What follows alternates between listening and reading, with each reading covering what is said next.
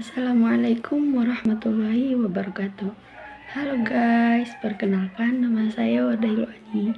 Saya Prodi Pendidikan Agama Islam.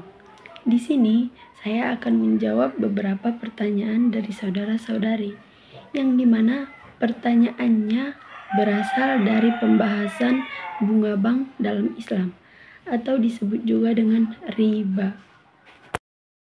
Baik, di sini saya akan menjawab pertanyaan yang pertama, yang dimana pertanyaannya, apa definisi riba?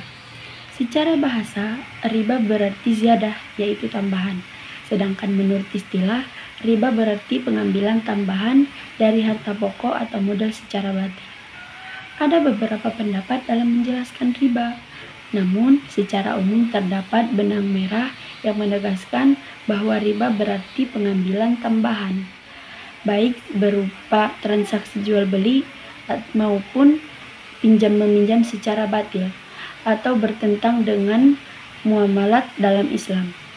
Dalam Al-Quran juga sudah dipertegas, terdapat dalam potongan surah Al-Baqarah ayat 275 yang berbunyi, A'udzubillahi minasyaitonirrajim, Bismillahirrahmanirrahim, wa ahallallahu al-bay'a wa harrama riba.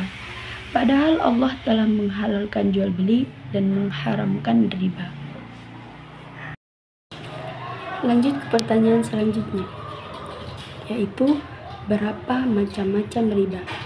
Menurut para ulama fikih, terdapat beberapa macam riba. Antara lain adalah yang pertama riba dain atau riba dalam hutang piutang. Menurut para ulama fikih, riba ini disebut juga dengan riba jahiliyah sebab sering terjadi pada zaman jahiliyah. Riba jenis ini memiliki dua bentuk.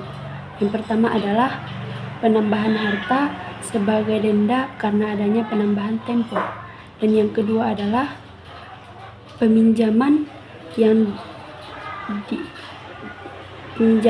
disyaratkan dengan bunga karena sudah dipersyaratkan di awal akad. Yang kedua adalah riba fadl. Definisinya adalah karena adanya tafadul atau selisih timbangan pada dua perkara yang diwajibkan secara syar'i, adanya tamasul atau kesamaan timbangan padanya. Riba jenis ini diistilahkan oleh Ibnu Qayyim dengan riba kafi atau samar. Riba jenis ini adalah perkara untuk masuk kepada pintu nasi'ah. Yang ketiga adalah riba nasi'ah atau tempo.